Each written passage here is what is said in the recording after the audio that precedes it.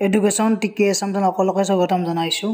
বন্ধুসকল, মোক বহুতে কমেণ্ট কৰি সুধি আছে যে আমাৰ যিবিলাক মেৰিট লিষ্ট ওলাইছে সেই মেৰিট লিষ্টবিলাকত বহুতৰে মানে বেছি নাম্বাৰ থাকিও তাৰমানে তেওঁলোকে চিট পোৱা নাই বা বহুতে তাৰমানে লিষ্টত নামটো অহা নাই। এতিয়া যিসকলৰ বেছি নম্বৰ আছে তেওঁলোকে এটা কাৰণতে পোৱা নাই, মই কৈ আছোঁ বাৰু। এতিয়া আমাৰ বিভিন্ন ধৰণৰ যিহেতু মেৰিট লিষ্টবিলাক ওলাইছে প্ৰত্যেকখন ডিষ্ট্ৰিক্টৰে, এতিয়া কাৰোবাৰ পাৰ্চেণ্টেজ যদি 65 তেওঁ হয়তো নাপাব পাৰে, কিন্তু এজন 62% কেণ্ডিডেটছে পাব পাৰে।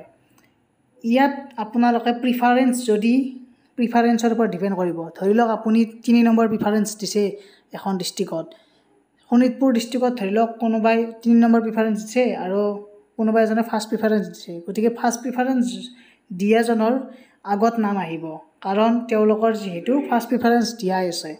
আৰু কিছুমান কেণ্ডিডেটছ এতিয়া উমেন ৰিজাৰ্ভৰ ক্ষেত্ৰতো কিছুমান কথা আছে। কিছুমান আমাৰ উমেন ৰিজাৰ্ভ ভোট পাই যায়, কিন্তু কিছুমানে নাপায়। মানে যিসকল তাৰমানে আমাৰ উমেন ৰিজাৰ্ভত নপৰে তেওঁলোকে নাপায়।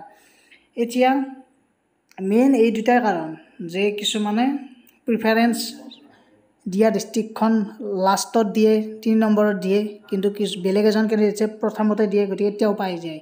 কিন্তু ফাইনেল মেৰিট লিষ্টত পোৱাৰ চান্স থাকে যদি অকণমান নম্বৰ কম থাকে, মানে পইণ্টত যদি কম থাকে বা হাইষ্ট 1%, গতিকে তেওঁলোকৰ পোৱাৰ চান্স থাকে ফাইনেল মেৰিট লিষ্টত।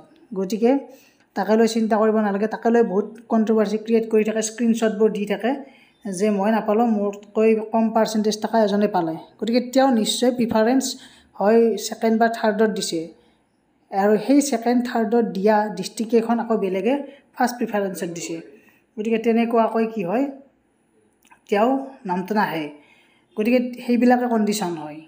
গতিকে ইয়াত কনফিউজন হ'ব লগা একো নাই। ফাইনেল মেৰিট লিষ্ট আমাৰ যিহেতু দুৰ্গা পূজাৰ পিছতে প্ৰকাশ পাব 10 তাৰিখৰ আগত, তাত সকলোবোৰ আমাৰ হৈয়ে যাব, গমেই পাব কোনে কিমান মানে পায়। তথাপিও প্ৰিফাৰেঞ্চৰ ওপৰত ডিপেণ্ড কৰিবই। গতিকে ভিডিঅ'টো এইখিনি আছিল, সকলোৱে শ্বেয়াৰ কৰি দিয়ক আৰু ছাবস্ক্ৰাইব কৰি দিয়ক চেনেলটো। কিবা আপডেট আহিলে জনাই দিম। ধন্যবাদ, থেংক ইউ।